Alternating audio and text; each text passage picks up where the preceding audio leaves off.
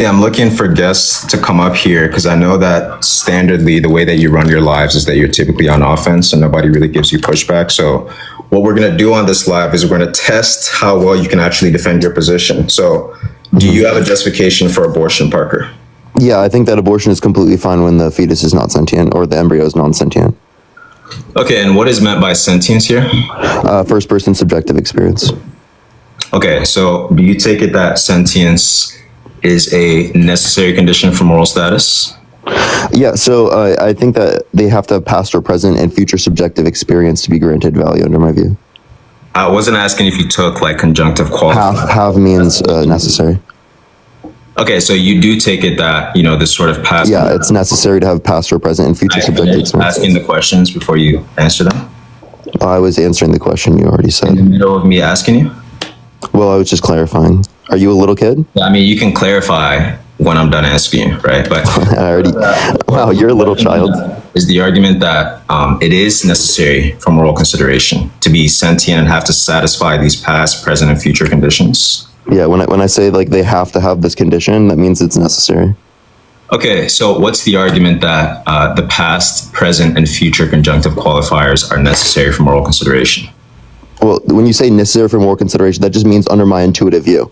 So all we're going to do is we're going to compare the different intuitive views that exist, right? Someone will have a particular standard where they probably say life and future sentience. Another person might say they just have like life, cellular life. Another person will say past or present and future subjective experience. We're all just going to have qualifiers and it's based upon our intuition. So we'll just compare the different intuitions that people have.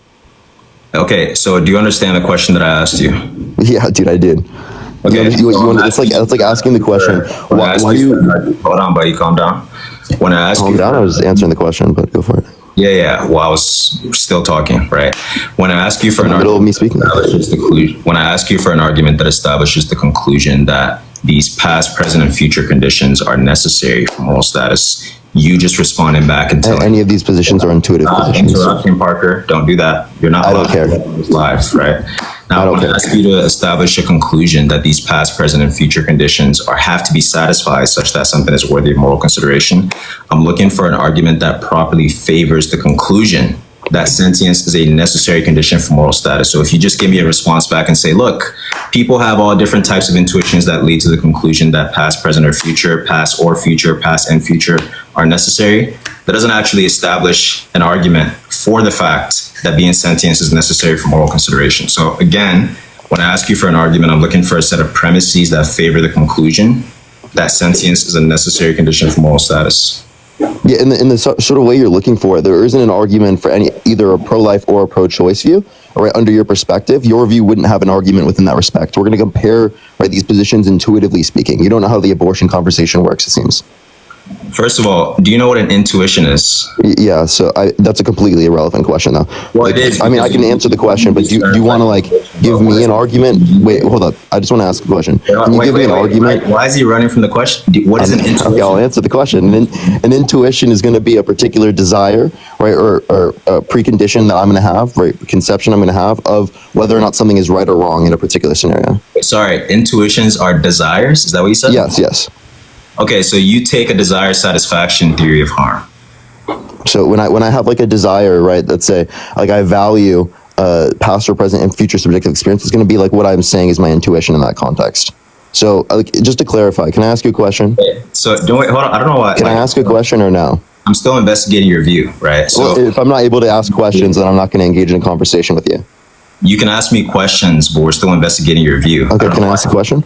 Why are you running away from me investigating your view? I'm not. I'm just asking a question. Okay, so I'm gonna keep asking you questions about your view.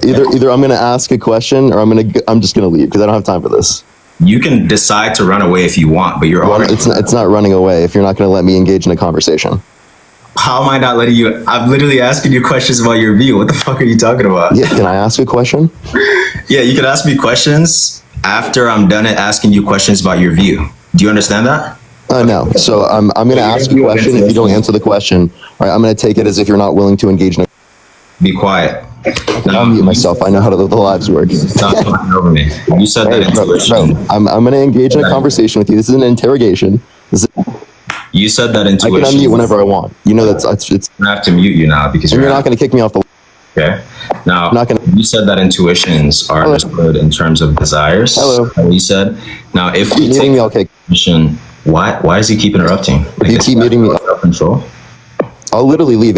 This is like really embarrassing. I'll literally leave. Oh, okay.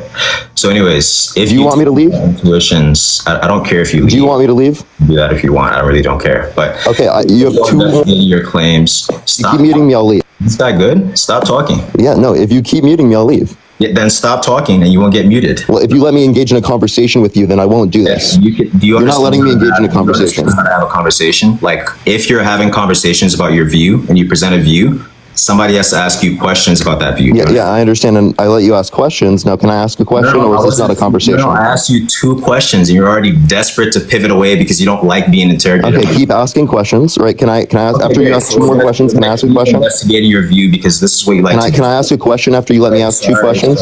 Sorry. You like to play the offense. You don't like to play the defense, right? So we're going to keep investigating the claims. If you ask me 2 more questions, can I ask 1? Intuitions. Yeah, look, stop interrupting, okay?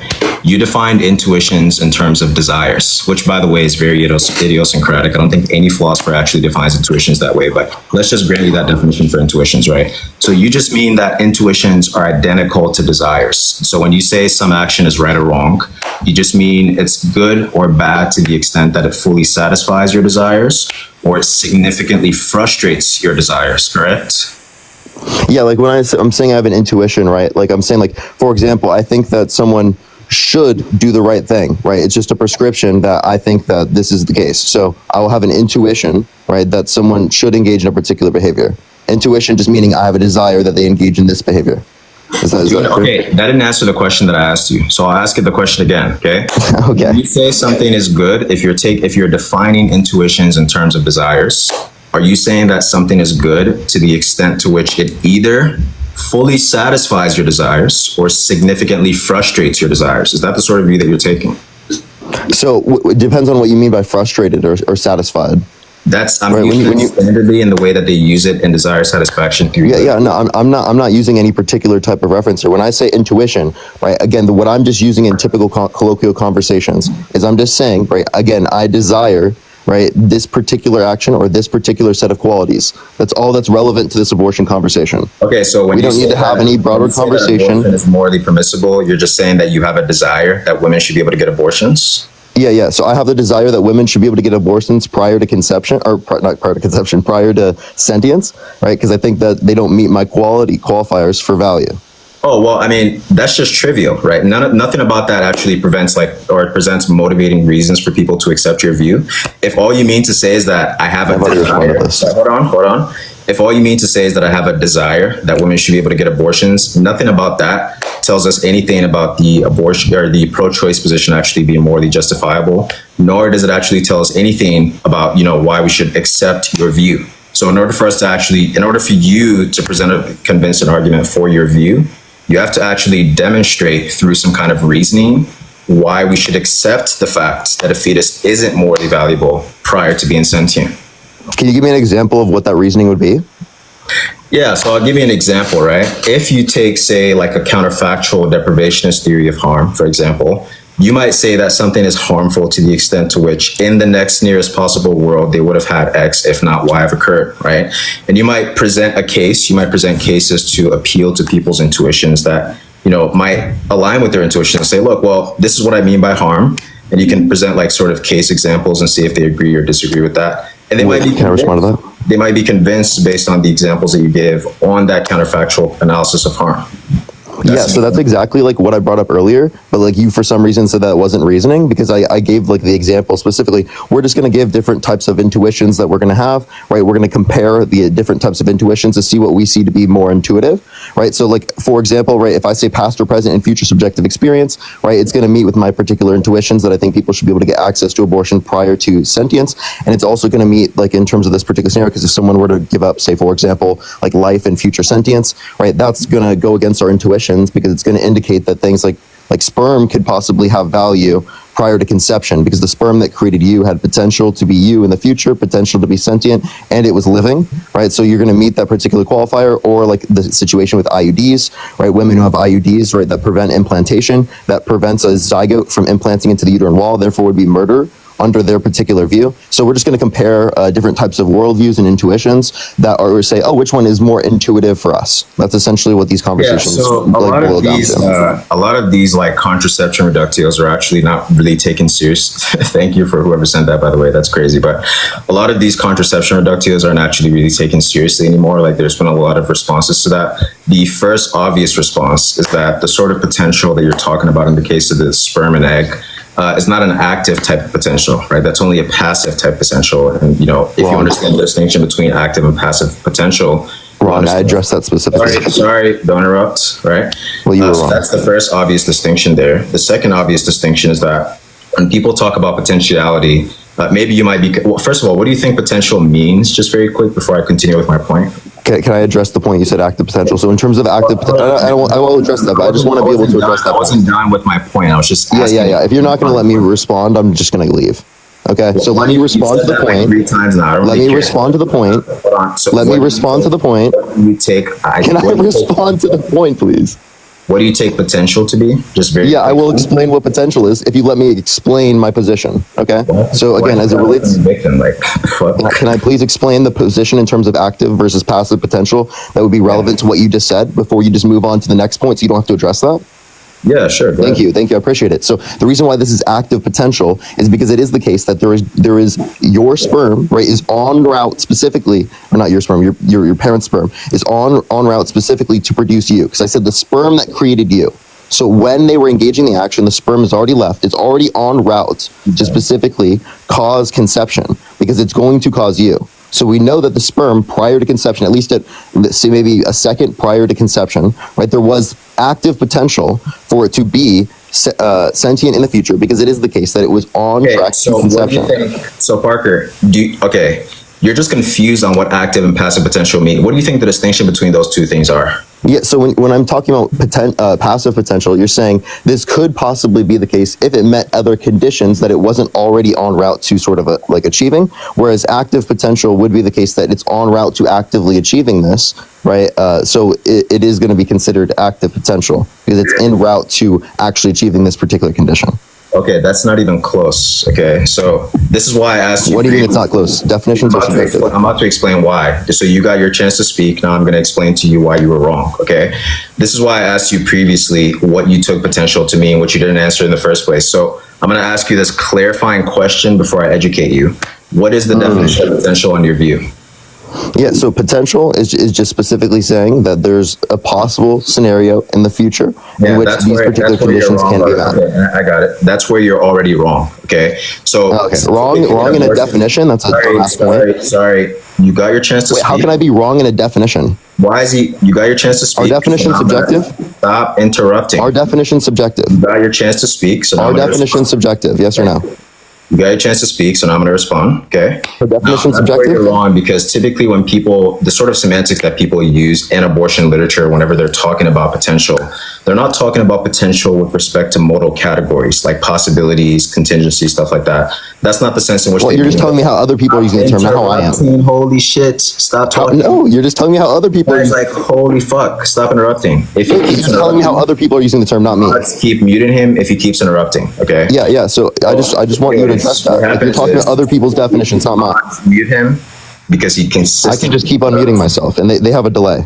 So, anyways, the point is that that's not how people talk about potential whenever they're talking about abortion literature, right? When they talk about potential, they're not talking about other people's definitions. Thank you. Shut the bro. Holy shit. Wait, how am I wrong with my definition? Our definition subjective. When people talk about possibility, people talk about potential. Definitions. They're not talking about potential with respect to modal categories, but rather they're talking about potential with respect to probability inferences. Keep asking. So when they say something has potential for X, what they mean to say there is that there's on a probabilistic inference that this will most likely be the case rather than not. That's what most people mean when they're talking about potential. Secondly, the distinction that you drew between active and passive potency was patently false. Typically, when people talk about an active kind of potency, the sort of potency or potential that they're talking about there is with respect to its personal identity, its composition, its stuff like that. So there's an obvious distinction. There's two kinds of distinctions that you can draw between the sperm and egg and a fertilized egg, or excuse me, sperm and egg separately and a fertilized egg. One, you can draw an ontological distinction there, which is pretty obvious. There's a clear, substantial change that occurs at the point of conception. The second sort of change that you can draw there is one of personal identity, right?